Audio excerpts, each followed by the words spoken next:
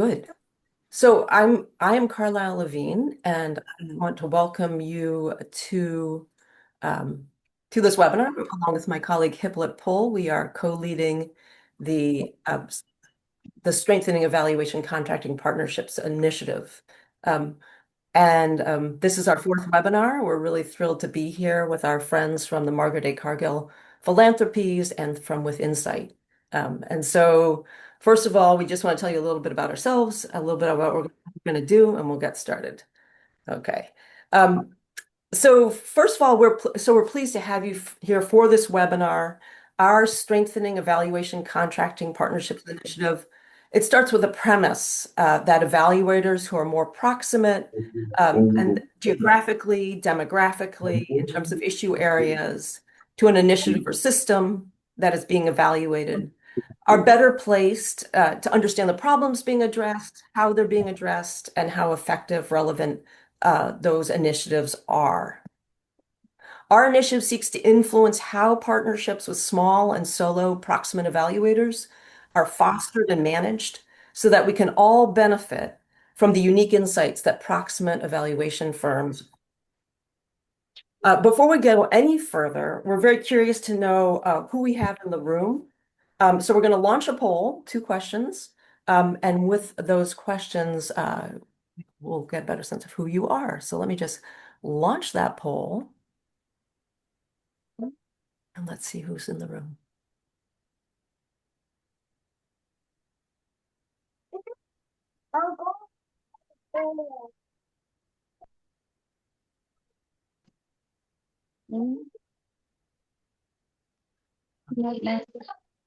Does everyone see the poll? We see a few questions being answered.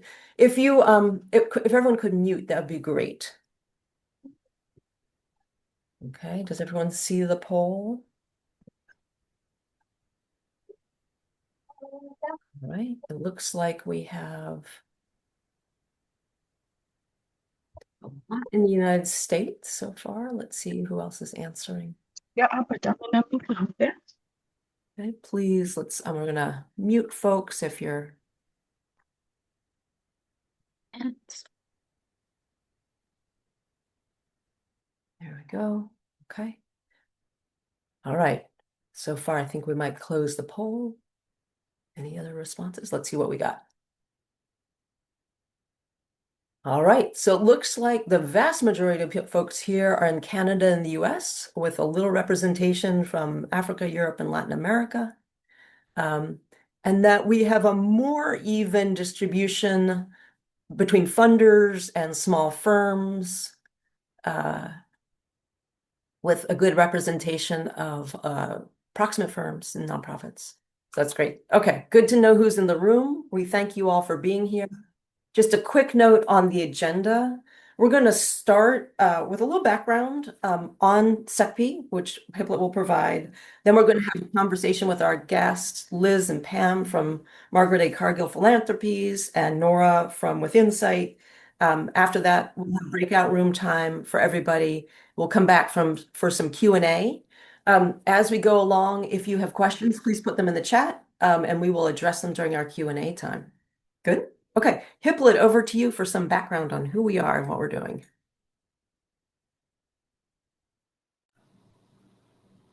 Thank you everyone for coming in to join in this webinar, which is the 4th in a series that we've run so far.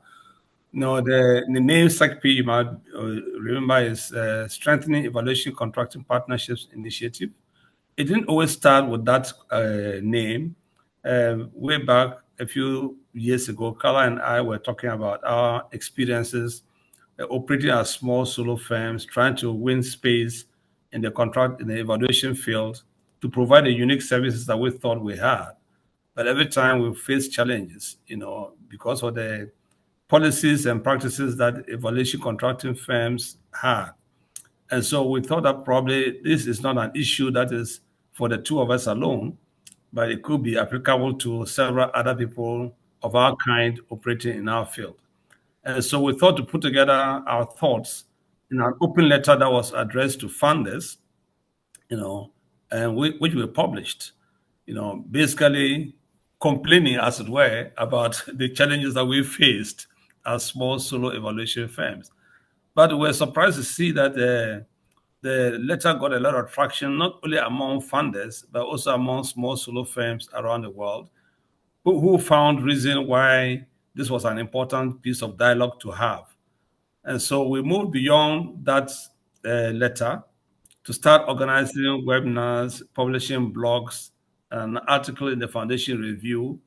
Again, all of the time trying to generate discussions around the issues of how do we improve the field of evaluation contracting so that small solo firms can partner effectively with the bigger evaluation firms as well as the funding agencies to provide the unique services that we bring on board based on our location and based on the kind of knowledge networks that we have. So we have organized 4 of those seminars. We have been pivoting gradually away to focus on small solo evaluation firms alone to also try to understand from the perspective of the commissioners of evaluations, the foundations, and other people, what are some of the things that they are doing to bring in small solo firms in the evaluation space? What are the challenges that they are facing? And therefore, how can we work together to be able to address those challenges? So today we are happy to have our panelists, from the Margaret A. Cargill Philanthropies and WithInsight, who have had experience partnering together and are willing to share it with us today. We're hoping that our sharing can start as well with some conversations, sharing our experiences as well as a group here, and being able to move this agenda forward so that together we can create a better, safer space for effective partnership for evaluations that matter. Thank you very much, and I hand over back to Carla. Thanks, Hippolyte. So Liz and Pam and Nora, we're so glad that you are with us today. I'm going to give you a little spotlight, bring you on in. We appreciate that you all have been on this journey, Liz and Pam at Margaret A. Cargill Philanthropies, and we are thrilled to have Nora with us as one of your partners who can talk about her experience partnering with you. So as partnering with evaluators with firsthand knowledge of the topics and context and communities on and in and which funders work can give funders access to deep and nuanced understanding of the relevance, effectiveness, sustainability of their efforts. And yet, funder selection and contracting practices aren't always well set up for these kinds of partnerships. So Liz and Pam, Margaret A. Cargill Philanthropies values working with evaluators who are proximate to your work, whether thematically, demographically, or geographically. And Nora, you have been partnering with Liz and Pam as a consultant for a number of years. So Liz and Pam, we'd welcome hearing about MACP's journey developing external evaluator selection and contracting practices that support these partnerships. And Nora, we would welcome hearing from your experience partnering with MACP. Liz and Pam, let's start with you. Could you please provide a brief overview of MACP and its work and explain why you are on this journey? Why is strengthening partnerships with small and solo proximate evaluators important to you? Hi, thank you so much for the opportunity to join this conversation today. I'm Liz Kruger with Margaret A. Cargill Philanthropies. MACP is a newer private philanthropic organization that funds in the United States and globally. And we have an evaluation and learning team of 4 staff here at MACP. And we're focused on stewarding equitable evaluation and learning for MACP to adapt to a changing world. I use MACP as our shorthand for Margaret A. Cargill Philanthropies because that's a mouthful. So I want to start the conversation today by positioning us and our work. We're going to be describing our experiences as US-based white women who are working in philanthropic grant making and evaluation and learning. And what small proximate firms means to us when we work in one of our domestic program areas in the Midwestern part of the United States. And we recognize that this is a very localized example. Our aim is to contribute to this dialogue that Hippolyte was just describing, this larger global conversation. We want to bring forward an example that's United States based and about work in Midwestern communities that received private philanthropic funding to support a range of partners who are dedicated to a strong teacher workforce in the public education system. Over the past decade, MACP's evaluation and learning approach has been decentralized and really customized to each of our program strategy areas of grant making. Our program teams lead their evaluation and learning work around their grant making in a way that's really interdependent with our internal evaluation and learning team. Over that same time frame, our internal evaluation and learning team has really developed extensive expertise in partnering with our program teams to source evaluation and learning consultants, as well as we've directly sourced evaluation consultants for our own work. We recognize that evaluation and learning requires a really deep understanding of local contexts and the people involved. Understanding that culture, that history, the language, and the lived experiences is really essential to better understanding why things work or don't. And that really requires digging into the context, the social structures, the power dynamics, and all the unspoken assumptions. MACP has often sought partnerships with small proximate consulting partners, since we see the benefits of working with smaller firms given their connections to the communities that they know and belong to, and including in some cases have language or cultural knowledge. MACP has engaged and partnered with a number of small proximate local evaluation firms over the past decade.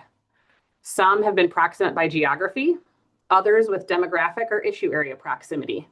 And one of these consultants, Nora Robinson, with a small firm WithInsight, we are really thrilled to have joined us for this conversation on the webinar today. At MACP, we see our evaluation and learning consultants not simply as contracted vendors, but as partners who have a really important perspective about our approach and the impact of our grant making. MACP is a really highly relational organization and places a really high value on engagement with our grantee and consulting partners. And this approach to engagement and partnership is really rooted in our organizational cultural values and our donors' intent. Thanks, Liz. That's great. It's great hearing about the why. It's very inspiring. And now it'll be great to hear about how you've put that why into practice. So can you please talk about how you approach selecting, contracting, partnering with evaluation firms to welcome them in and build those partnerships with small firms? What's working well? What challenges have you addressed? And in what ways are you still growing? So to you, Liz and Pam.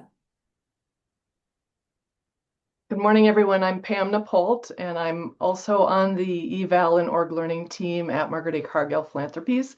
I'm happy to be here today.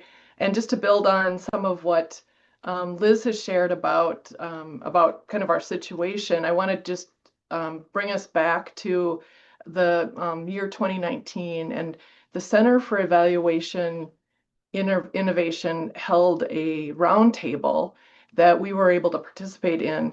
And part of that roundtable was that they invited small proximate firm representatives to join that roundtable conversation. And that was a real turning point for us because we were able to be in a breakout session with individuals who had joined the conference. And they shared stories about what it takes for them as a small firm to submit fully developed proposals in a very short time frame. And that was an eye-opener for me. I think I could have assumed some of that, but to hear the direct experience was pretty powerful. And they told us, if we really want to strengthen partnerships with firms like theirs, we could consider using requests for qualifications instead of RFPs. And so they described using more of a letter of intent, some brief descriptions about their approaches, maybe an introduction to their team members, and then some examples or some samples of their work would be easier and more kind of reasonable for them to pull together in a few weeks. And so we tested this out and we found out that, guess what? We can gather really important information from those set of materials that then leads to a conversation. And then that can move into proposal development. And in many cases, we've moved proposal development into the discovery phase of the project itself so that it's paid time. And they also talked to us about that it costs money to develop proposals, and to be reimbursed for that work is really important for their business. So, and we realized that any proposal submitted too early in the process is probably going to be revised anyway. So it was a win-win. We also heard that it's really great to be transparent about the budget right away. And so we worked with our program directors who generally manage those contracts and manage the budgets that pay for that work, to be able to say, here's a range of what we think is available for this work, to put that right into that request for qualifications. And I think that too has eliminated a lot of confusion, misunderstanding, has helped us focus on what the body of work is. I guess another thing, in addition to the budget and moving to an RFQ, something that our internal eval and org learning team has been working on is that obviously we don't have all the small proximate firms on our radar. And so we own that we need to continue to grow our awareness of who's out there, especially in certain geographies where some of our programs are directly contracting with the evaluators. In some of our programs that are working in a different way, often our grantee partners are the ones that are doing that contracting. And so we know that there are those differences across our organization. And so we try to pay attention to those areas where we know program directors are coming to us and asking for ideas. So we that's kind of our network. We try to provide options when work comes up to internally. And then we've also found ourselves doing some cold calls and reaching out to people we don't know. And so one approach that I just will describe really quickly is that we were doing new work in Southeast Alaska. And Liz and another team member spent several weeks doing those kind of cold calls and inviting conversation from small proximate firms working in Southeast Alaska. And that generated, new relationships. It resulted in a contract with a firm that we didn't know of until they had done that work. And so that was again a win-win, I think.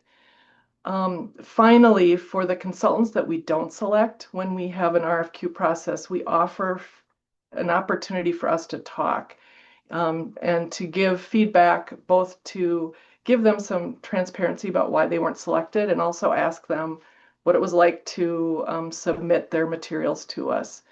That's been a great relationship builder. Those calls are always really great uses of time and generally lead to something else. So those are just a few examples.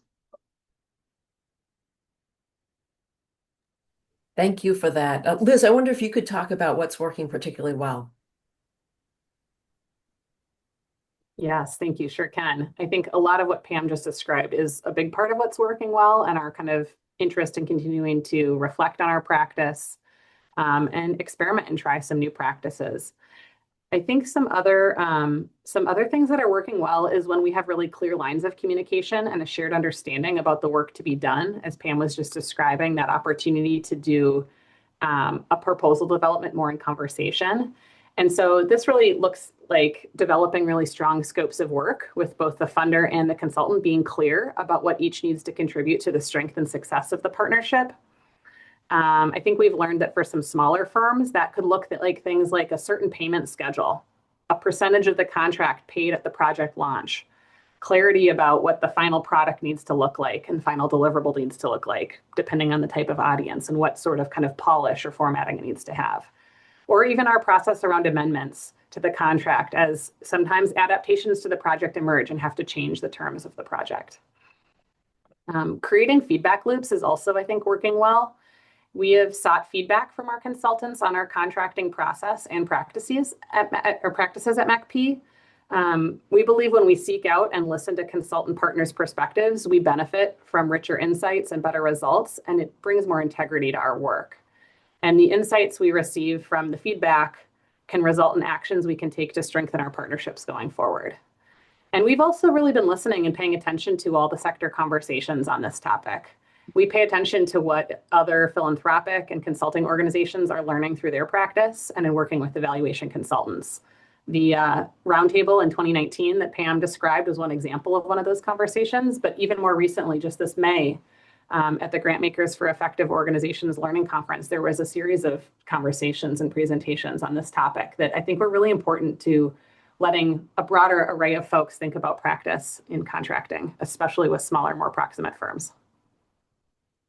Excellent. Thanks, Liz. And Pam, when you talk about the other side, what challenges are you addressing? Mm-hmm. Well, I think there's one that I'll just mention before we bring Nora into the conversation, and that is we recently asked a group of consultants to give us feedback. So those that had been working with us for over the last 10 years. And so we gathered with the help of a couple of our own consulting partners, that group, and we heard we're making progress, which was great. We also heard that as a larger funder, that we're really great at asking for feedback and we're great at reflecting, and that they're encouraging us to take more action. And so they said, you know, the moving from reflection to action in terms of the feedback that they're giving us about what it is like to work with us is something that they encourage us to get stronger at. And so that's something that we're doing a lot of internal sense making around that feedback, and it's very helpful. It's really helpful to hear that from external partners and to get that reflected back to us. I'd like to move into introducing everybody to Nora Robinson, if I could. So Nora is the co-founder of WithInsight, and this is a consulting firm that is located in different areas. She can describe that of the country, and it helps organizations improve through evaluation. And so the WithInsight team does evaluation coaching and external evaluation services, and then they also have an expertise in working with groups on data utilization, which has been a great addition to the work that they're doing with us. They've partnered with MACP since around 2017. They've designed trainings for our staff. They've facilitated grantee input in our aging program, and they're currently working with our teachers and students domain. And specifically around preparation, education, and development of a teacher's workforce, that program area has been working closely with them.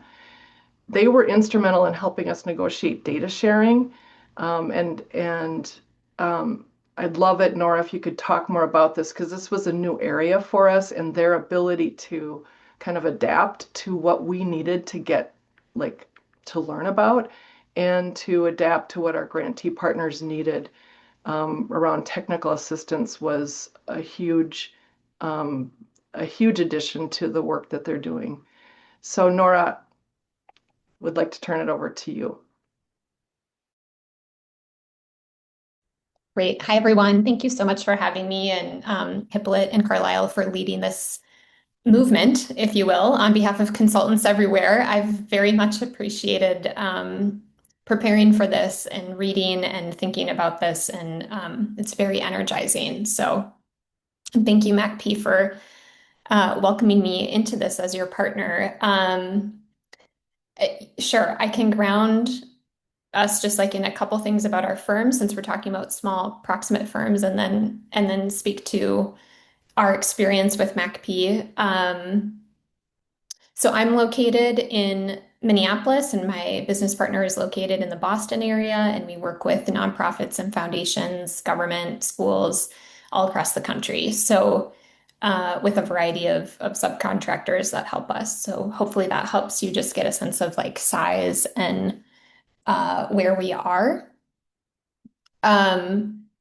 The work that Pam is referring to, I can get into that a little bit more, but I think the proximate nature in that particular project was about having really deep knowledge of education systems and having a lot of experience working across a variety of angles to education systems. So the way that philanthropy, the way that nonprofits work within and around school systems, and then also internally how school and district systems work and work with universities, et cetera. So I think that experience was probably the proximity that was most valuable or most important in the project that we've been engaged with for the longest amount of time at MacP. But we've had a variety of different experiences and some different projects with different departments at MacP. Though I do want to just caveat that it's a large organization and there's a lot of people and domains that I have not participated in. So I just should say that as well, that, still my scope with MacP is maybe somewhat narrow in the grand scheme of things. So the values that I think Liz and Pam touched on many things that I would just highlight from my own experience. First and foremost, being that our relationship with MacP has always felt like a true partnership. And I think that's mainly because of feeling like real thought partners. And they talked about this, but really seeing their grantees as well as their consultants as thought partners, coming alongside them to do the work and to think about it differently and to bring in more proximate perspective on how to do this as best as they can. And so I've always felt like my expertise and insights are very valued and welcomed and sought out and appreciated, similarly to how I see them acting that way with grantees. So that's probably the kind of at its foundation, what builds all the rest of kind of the experience we've had. It's just I would say a spirit of generosity in a lot of different facets within their organization. So it is very relational. I think that's a critical value here in my positive experiences with clients have been those that are highly relational, where there is a strong emphasis on learning. I mean, our organization's whole purpose is to help the social sector learn and grow so that they can better meet their mission. And I think the more our clients have a spirit of learning and want to deeply and generously learn and grow, the better that goes. And that has certainly been the case for MacP. And I've seen that evolve, back when we started in 2017.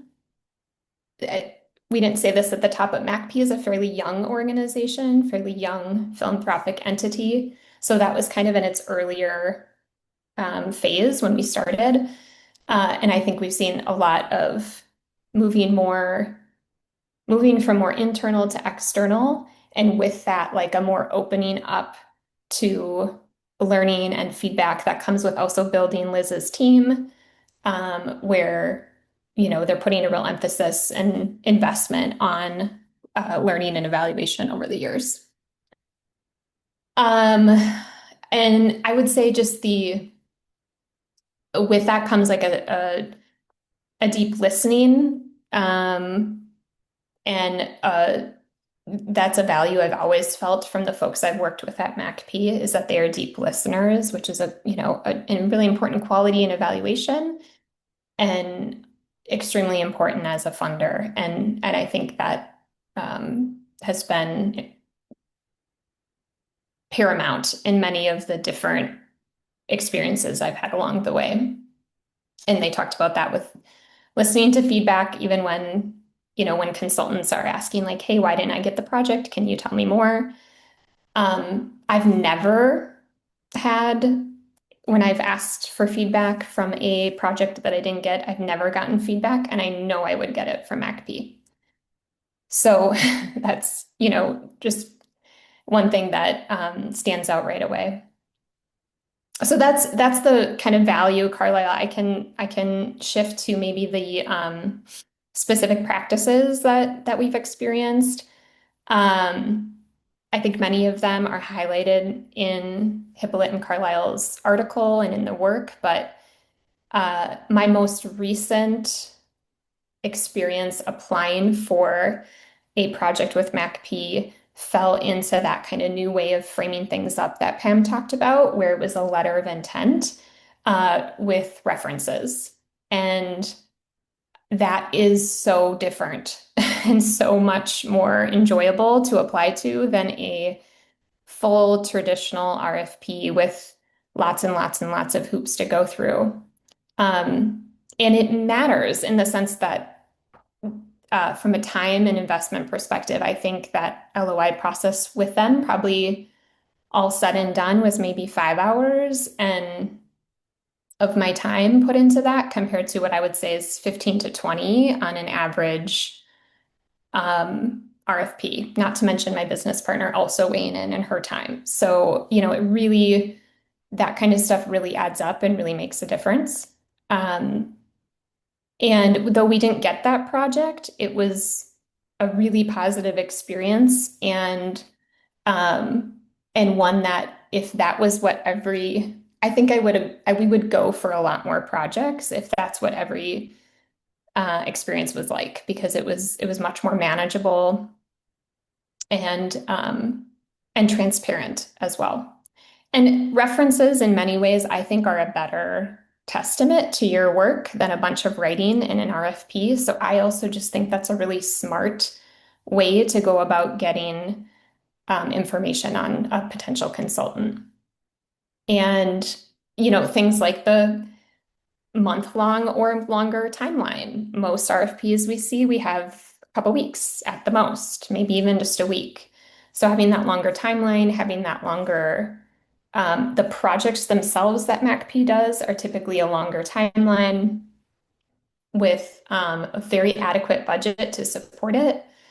And I think what the difference that makes when you do receive those projects is that they're more rewarding for the consultant, and they provide, of course, like the sustainability and the runway, but they also provide like such a deeper relationship with the client, in this case with MacP, and with the grantees, and that's just a very rewarding experience compared to a much more transactional short-term experience that I've had sometimes with others. So I appreciate that. And that's also just the nature of how they operate, that deeply long-term relational work with grantees. So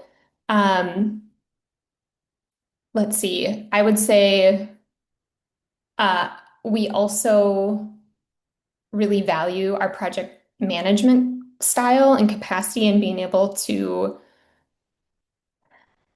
take some of the burden off of that with our clients. And I think that's a thing Liz talked about, just being really clear and communicative in the scope about who's going to do what and roles and how we're going to work together. And I think they do a really nice job facilitating that conversation and generating that cooperatively as opposed to making assumptions. And at times I've felt like a little bit over micromanaged by a client. And I think MacP puts a lot of trust in their consultants, but with good communication going into that and good boundary building around what those roles and responsibilities are going to look like. But just a very high level of trust is felt for me personally, has been felt throughout the process. I love I don't like Liz and Pam's team is something that we have access to, and can kind of bounce ideas off of them as other evaluators internally who are focused on learning. And that has been a really nice asset for having that. Not every organization has that type of leadership internally, and that's been really, really important around different like kind of turning points to the grantee cycle. And that's that spirit of generosity that I'm talking about, where I feel like there's a lot of, and we can provide, this and these other things that add richness and depth to the way that the work unfolds.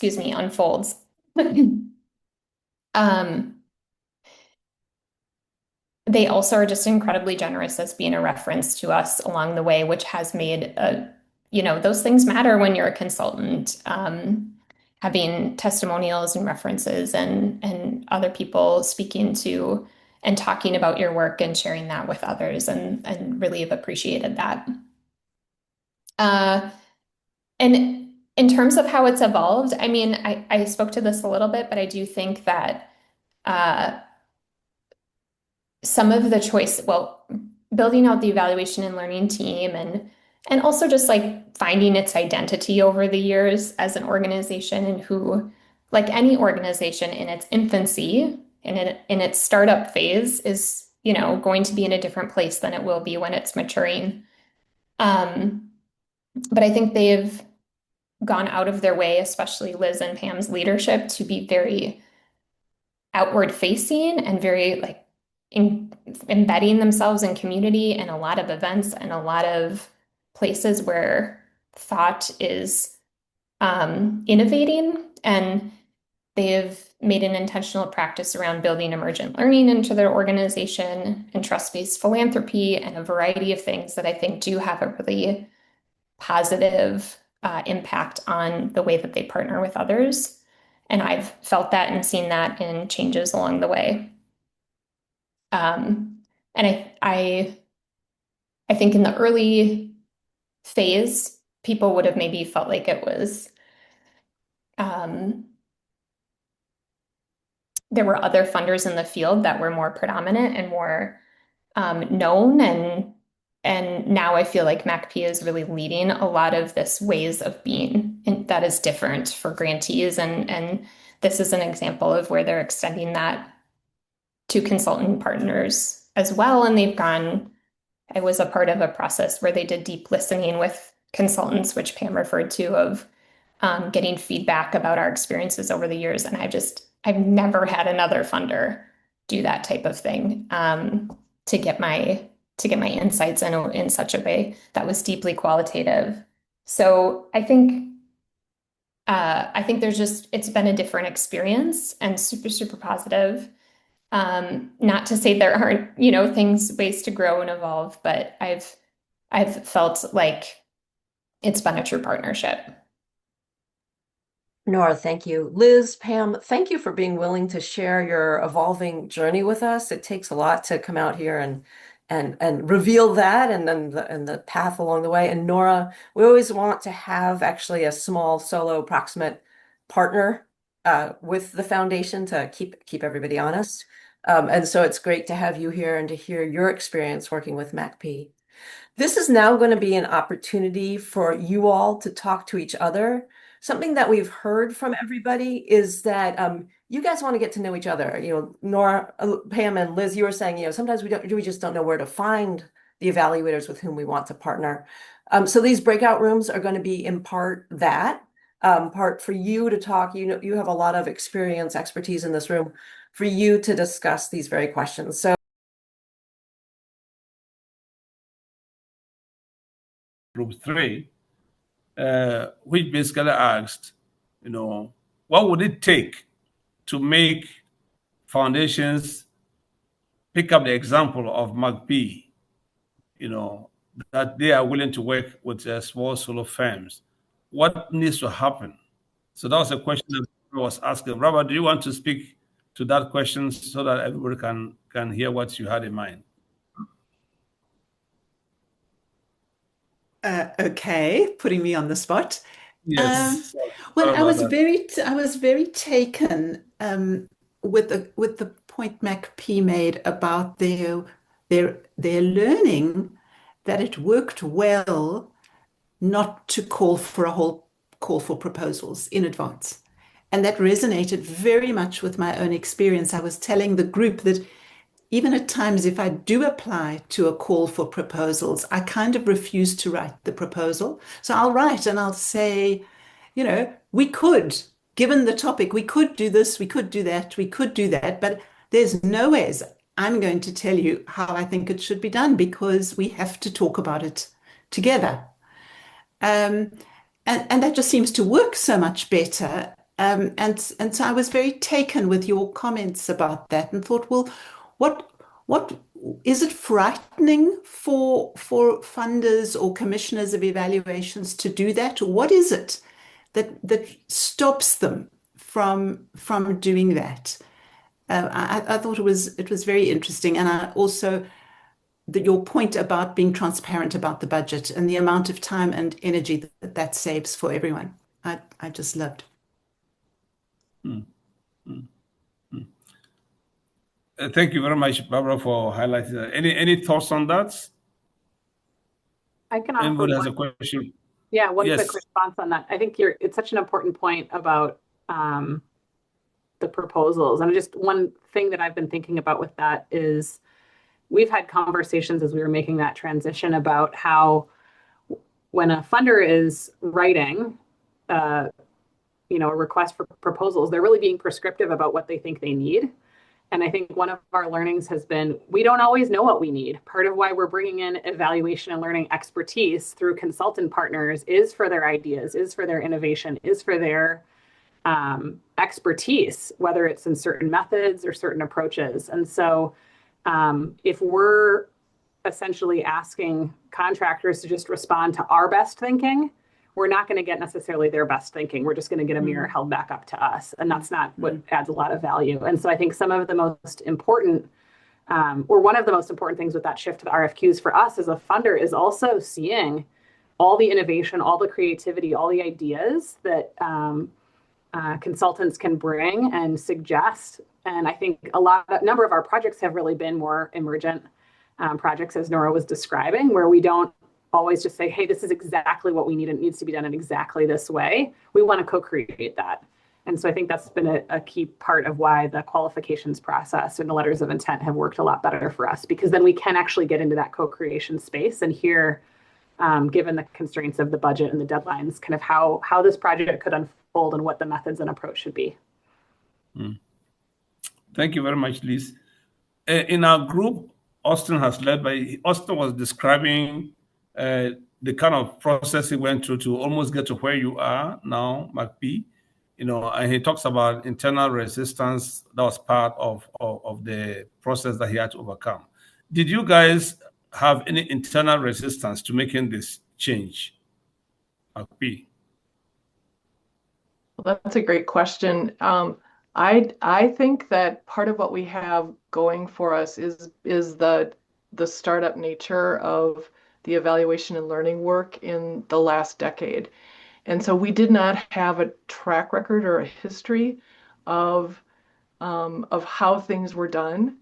And I think that a lot of perhaps other funders have that kind of weight of this is how things have been done, that they're it's a little bit of an uphill battle to make those kinds of changes in the organization where we just didn't have that history to that was weighing against us. And yeah, so I guess I would point to that. And also because part of what is so important, and you've probably heard this from us loud and clear today, is the relationships that we have with our grantee partners are also long-term.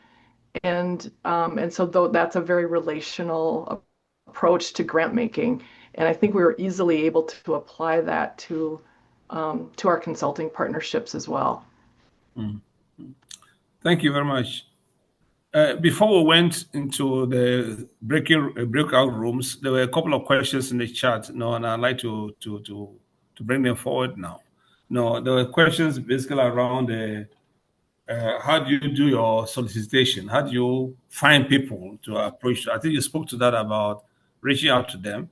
But there were questions also about the criteria you use for the selection and deciding on proposals and so forth. Can you speak a little more to that? What do you look for in the small solo firms that apply to you for assignments?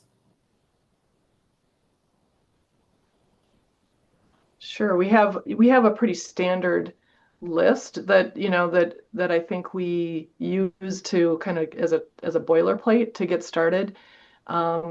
Things that I think you would expect in terms of like an ability to translate information to audiences, an ability to work with grantee partners.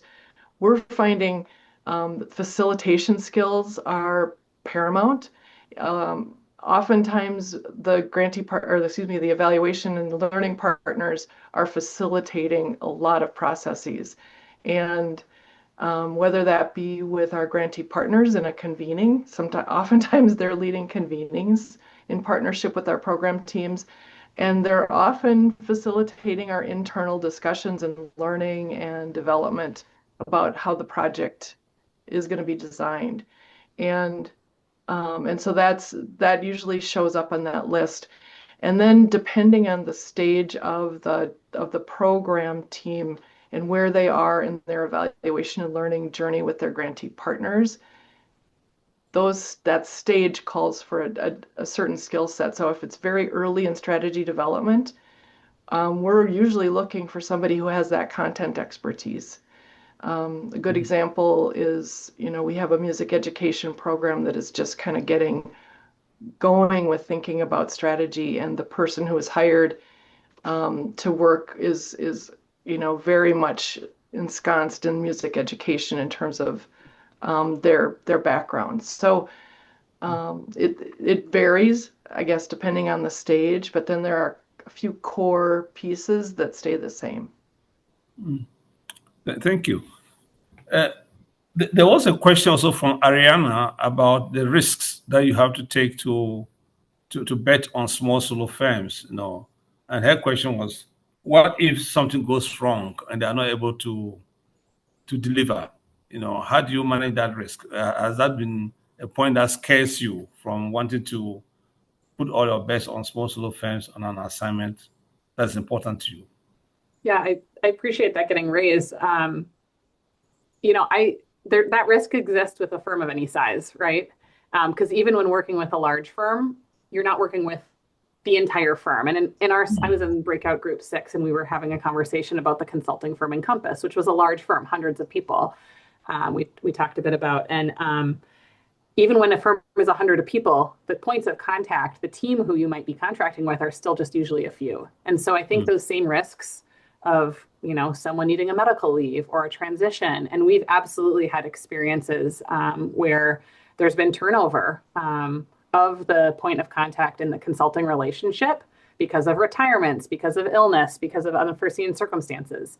And we've managed through those situations, and it doesn't always mean the contract ends. It just means it's kind of a change in the point of contact or in the content expertise. But I don't think those risks are unique to small and proximate firms. In fact, I think those are kind of across the board with any size of contractor. So for me, that's not really even a consideration. I think it's much more about the trust and the reliance that a firm of any size is thinking about who is best placed to do this work from their team and their contacts. And we've definitely had experiences where smaller firms have said, hey, we need another content expert, or we need an expert in a particular skill set or methodology or facilitation skills, to what Pam was noting. And the consultants team and determine who they need to accomplish the work and project. And so I think it's really about recognizing that consultants know what they need to deliver on a project, and trusting them to team and to determine how to do that best. Thanks, Liz, for that assurance. That is a unique situation for small solo firms. This is very encouraging. Now, Paul Frankel had a question, but he's not here. I'm going to post it. Given all that you've said, why won't funders want to work with small solo firms? Anyone has a thought? It's not just for Pam and Liz or Nora, but everyone else. Why wouldn't they want to work, after all the beautiful things that were said, why wouldn't they want to work with the small solo firms? I Yes. can jump in.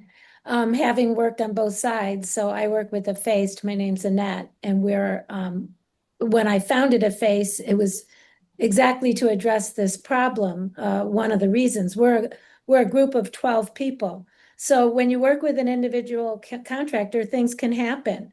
They can have a family emergency or something, so there's not backup, and then it's incumbent upon the donor to clean it up and figure it out. So they can't always rely on an independent contractor to find that backup.